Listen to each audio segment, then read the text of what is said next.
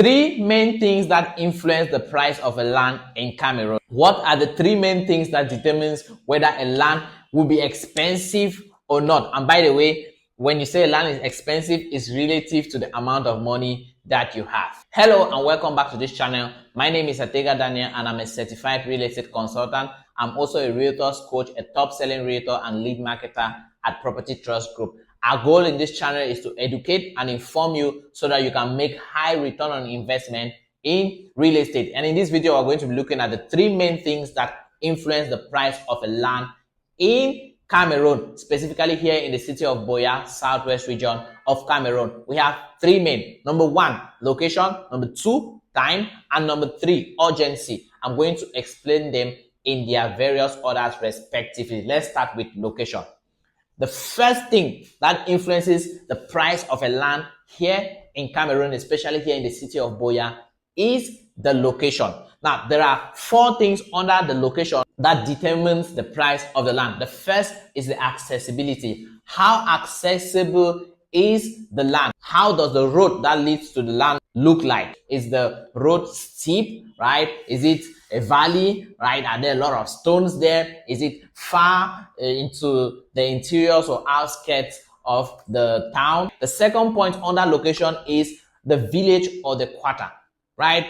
A price of land in village of Moliko will not be the same price of land in Bova village. The price of land in my 16 will not be the same price of land in my 14, right? These are different villages that are located in the city of Boya. So the village or the quarter where the land is located also determines the price. And point number three is availability of utilities or social amenities like light and water, right? Of course, it is very clear that a location where there is light and water, you can't compare the price of land in that location to a place where there's no light and water. And the last point under location that determines the price of a land is the neighborhood, or what I call in real estate landmarks, right? What are those important references in that particular place or around that land? It could be churches, schools, an express road and stuff like that. Now, this point has a pro and a con, right? The con or the disadvantage is on the side of the seller and the advantage is to you, the buyer. So you can use this point to actually bargain the price of your property. That's especially if you're buying from a private individual. So if you're buying from a private individual and let's say the land is beside a church and the church is a Pentecostal church and they make a lot of noise, they pray, they praise, they worship, the shout, they do a lot of stuff. In between the week, there's choir practice, there are a lot of things, there are prayer meetings and stuff like that. Now, if you're a kind of person who doesn't want noise, right, you can use this point, right? This is a cheat code I'm giving you. I know a lot of real estate consultants or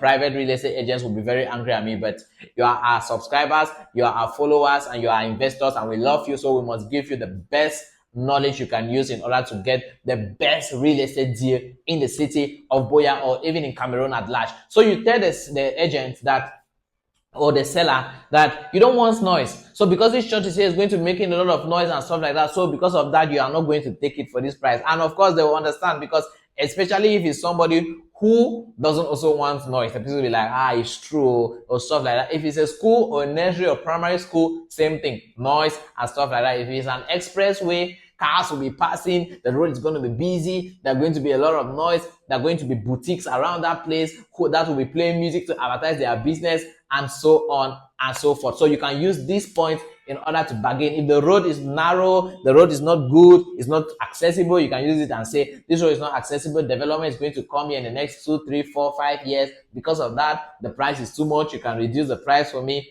So you see, this is how you can use this point in order to bargain and get the best real estate deals for yourself. This is how deep our love for you is. And the second point or the second thing that determines the price of a land in Cameroon is time.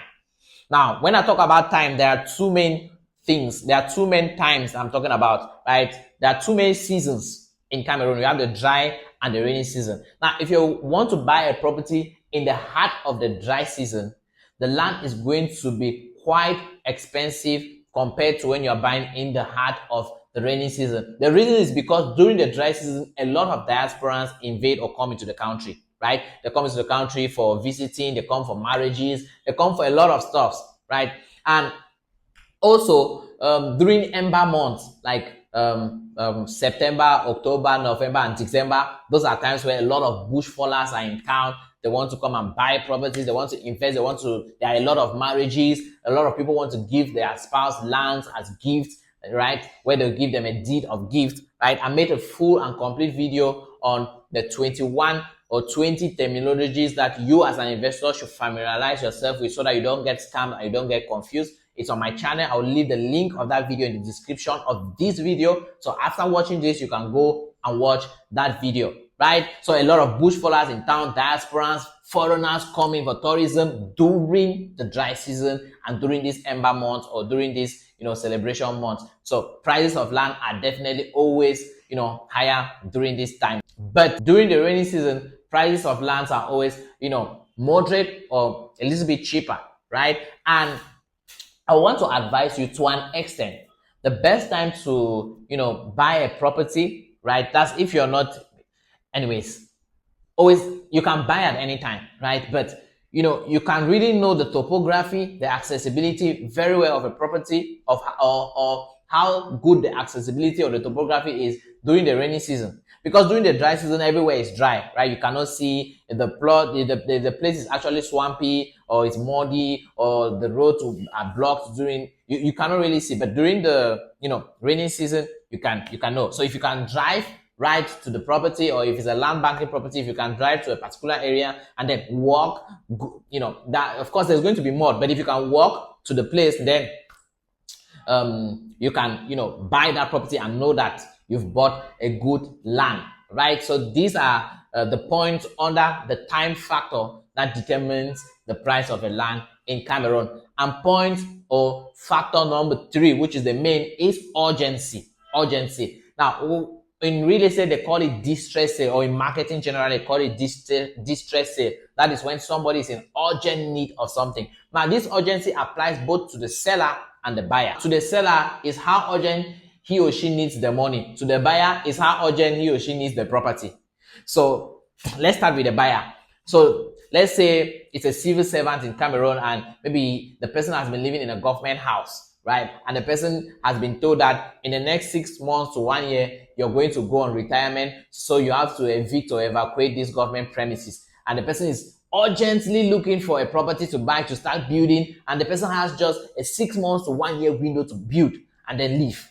So, and the person sees a property in a very strategic location, and even if the person had, let's say, budgeted, let's say 5 million, and then the property now is 9 million, because of the urgency or the need, the person knows that if I don't get this deal now and I start looking for another deal, it's going to take me a long period of time for me to get a good deal. So I just better sacrifice and get this one. You see? So that's one of the things that determine the price. Now, most of these factors I'm giving here, most of the tips that I'm giving you in order for you to use and bargain to get the best deal mostly pertains to private lands. When it comes to company or company properties, you don't really have to bargain. Doesn't matter the season, whether the dry season or rainy season. If the property is 10 million, it's 10 million. If it's 20 million, it's 20 million, because they're factored in the development fee and any other things, or the dues that they need to take, the commission they give to the realtors, and the salaries they pay, and a lot of others, or the tax they pay to the government for